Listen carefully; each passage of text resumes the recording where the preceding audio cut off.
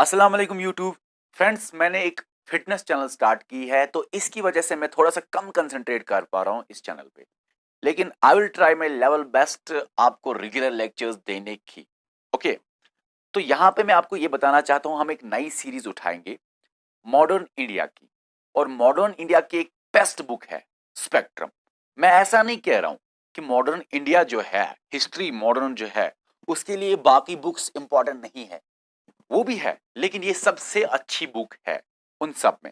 जैसे कि ये जो मिक्सचर है, एनसीईआरटीज का मिक्सचर है, ओल्ड एनसीईआरटीज। बिपिन चंद्र है, ये दूसरी बिपिन चंद्र है। ये मैक बुक है, ये ल्यूशंट है, और ये अरिहंत है।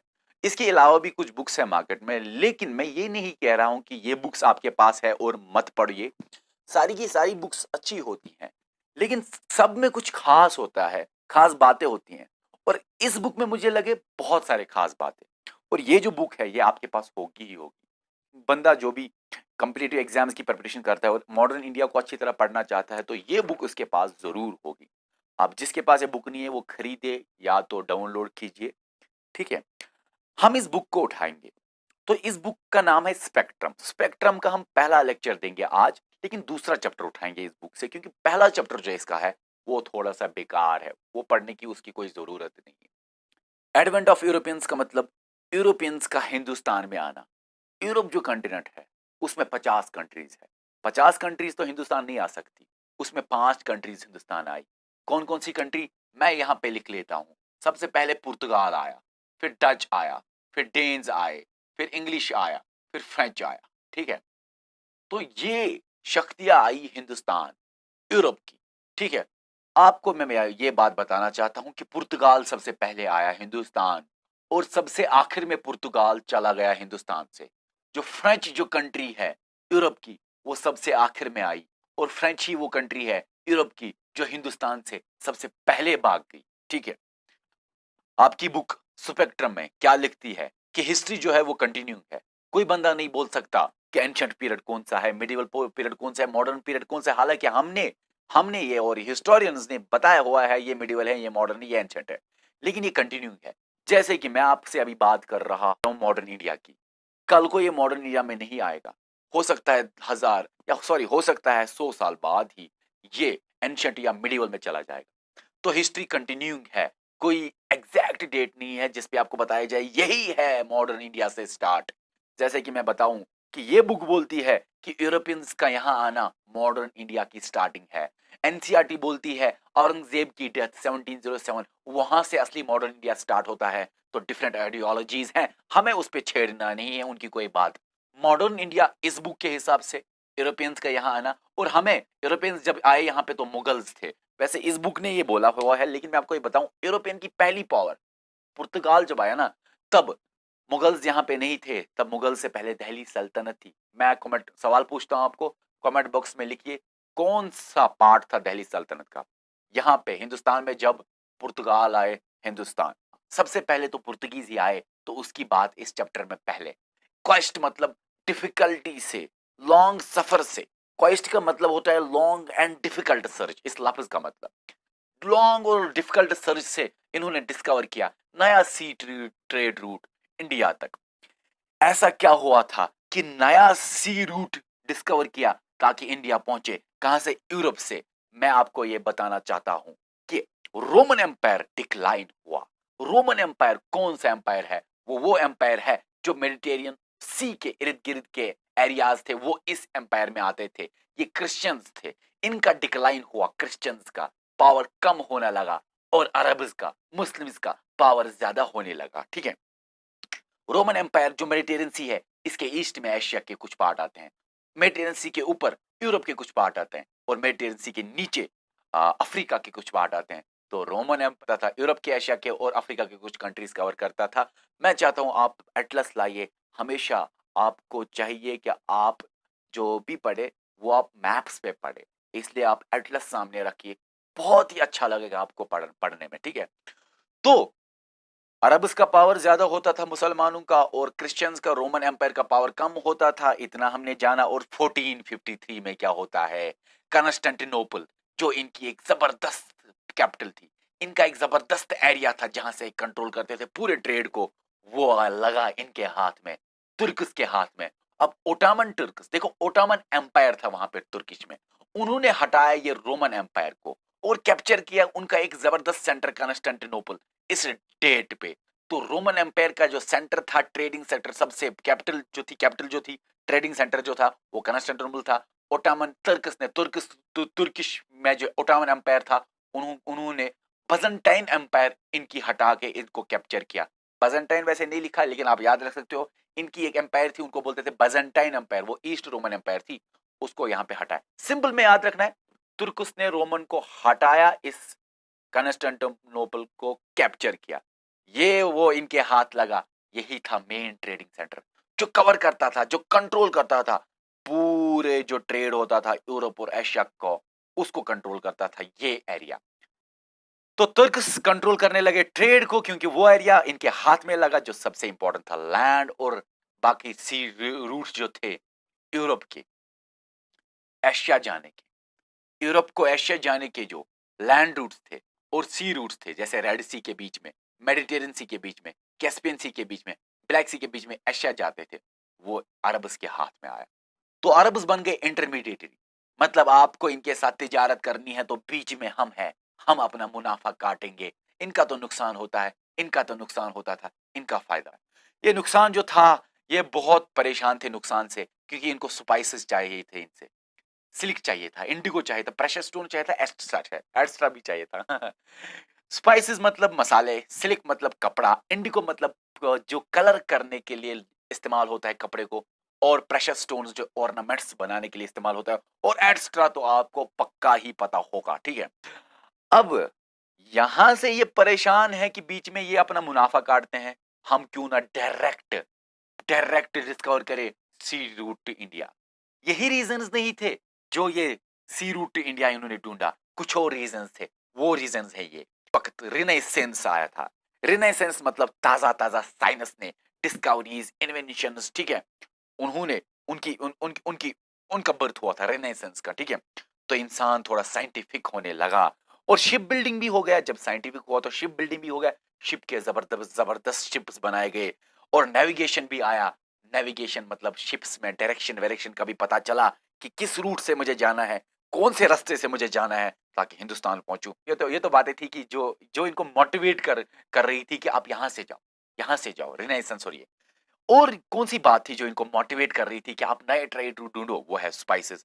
स्पाइसेस इनको चाहिए थे भाई, आप खुद ही देखो, मसाले के लिए यहाँ पे आए हिंदुस्तान, और हिंदुस्तान में कौन सा कोरम मचाए उन्होंने स्पाइसेस के लिए, क्योंकि उनको कुकिंग में इस्तेमाल होता था और खासकर प्रिजर्वेशन में। और बुक में भी लिखा हुआ है जो आपके सामने है स्पेक्ट्रम, कि खासकर मीट की प्रिजर्वेशन के लिए, मीट को कुकिंग करने के लिए, ठीक है। उसके बाद इनका जो एक इंपॉर्टेंट भरोसा था विंस और जिनवा पे, वो जो कि रिच था। जब विंस और जिनवा इटली में है, वो बहुत ही रिच था, वो इनके खिलाफ कुछ ना कर सका और वो नए ट्रेड रूट ढूंढ ना सका। उन्होंने बोला यार क्या ये विंस और वो कुछ एक्सप्लोर ही नहीं करता है, हम करेंगे एक्सप्लोर। तो सुपेन ने बोला सबसे पहले मैं चलता हूं यार, मैं करता हूं काम, मैंने ताजा ताजा रेनेसेंस में साइंस में पढ़ा हुआ है, जमीन गोल है, इधर से तो रास्ता नहीं है, बीच में तो ये तिर्कस है, अरब वाले हैं, मुस्लिम कंट्रीज है, मैं काम करता हूं इस तरह निकलता हूं क्योंकि अर्थ गोल है, तो मैं पीछू से एशिया में आ जाऊंगा। तो मैं यहां से पीछे से एशिया में आने के चक्कर में ये यहां से निकला और इसको नहीं पता था बीच में मुझे अमेरिका आएगा। तो स्पेन का कौन सा ये बंदा, कोलंबस निकला, क्या गर्ज से, अर्थ गोल है, इधर से निकलूंगा, पीछे से पहुंच जाऊंगा एशिया और ट्रेड रूट ढूंढूंगा नया। लेकिन इसको नहीं पता था बीच में अमेरिका आता है, ये अमेरिका पहुंच गया तो इसने ट्रेड रूट अमेरिका डिस्कवर किया, ठीक है। इसकी बात हमें यहां पे नहीं करनी है, वर्ल्ड हिस्ट्री में इंपॉर्टेंट है, यहां पे इंडियन हिस्ट्री है। तो पुर्तगाल करता है सक्सेसफुल, यहां से ये सक्सेसफुल होता है, लेकिन पुर्तगाल जो है वो अगेंस्ट इस्लाम था, वो ज्यादा ही मोटिवेट था कि कुछ किसी भी तरह से मैं ये एशिया को क्रिश्चियन बना लूं, अगर मैंने छोड़ दिया ट्रेड रूट कोई ना ढूंढ सका तो ये भी मुसलमान बनेंगे, हमें कुछ ना कुछ करना है, क्रिश्चियनिटी फैलानी है। और ये अगेंस्ट इस्लाम था पुर्तगाल। इसमें प्रिंस हेनरी जो था वो एक नेविगेटर था, वो बिल्कुल ही इस्लाम के खिलाफ था और क्रिश्चियनिटी फैलाने के लिए वो किसी भी हद तक मतलब चला जा सकता था, और उसने ट्रेनिंग देना स्टार्ट किया, लेकिन वो ज्यादातर नहीं टिका, खत्म हो गया, डेथ हो गई। उधर से निकला एक बार्थोलोम्यू डियास, एक इंसान, वो यहाँ पे केप ऑफ गुड होप पे पहुंचा। ये केप ऑफ गुड होप क्या है? ये अफ्रीका का टिप है, साउथ अफ्रीका का टिप है।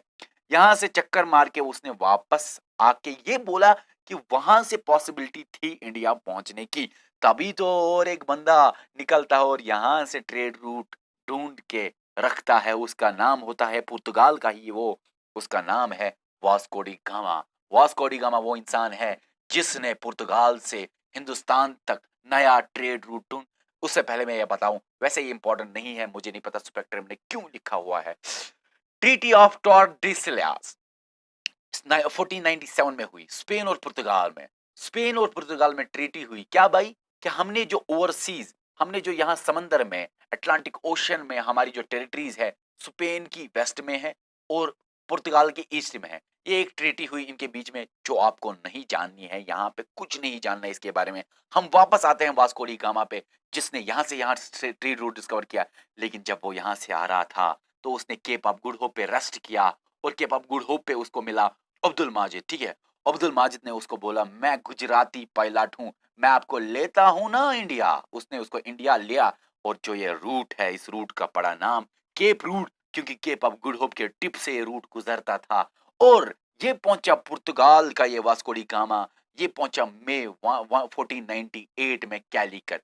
कैलिकट एक जगह है मालाबार कोस्ट पे। मैं आपको ये बताऊं, आपने ज्योग्राफी में पढ़ा ही हुआ होगा, कॉनकाई कोस्ट है यहाँ पे, मालाबार कोस्ट है यहाँ पे, कोरामंडल कोस्ट है यहाँ पे, नॉर्दर्न सिरकाज है यहाँ पे। ये कोस्टल प्लेन्स है भाई, कोस्टल प्लेन्स है। ज्योग्राफी में आप पढ़ोगे अच्छी तरह ये। फिलहाल हम हिस्ट्री पे चलते हैं। मैं इस पे तो कैलिकट में ये पहुंच गया, मालाबार कोस्ट पे तो ये पहुंच गया। इस मालाबार कोस्ट पे अरब का पावर था। देखो मैंने यहाँ से टिक मारी है ऐसे, मतलब अरब का पावर था। अरब को बिल्कुल अच्छा नहीं लगा कि कोई यहाँ से नया ट्रेड रूट, हम तो तिजारत करके यहाँ से खुश थे, कोई और बंदा भी तिजारत करने आ गया, हमारी एक रोटी को आधी बना के चला गया।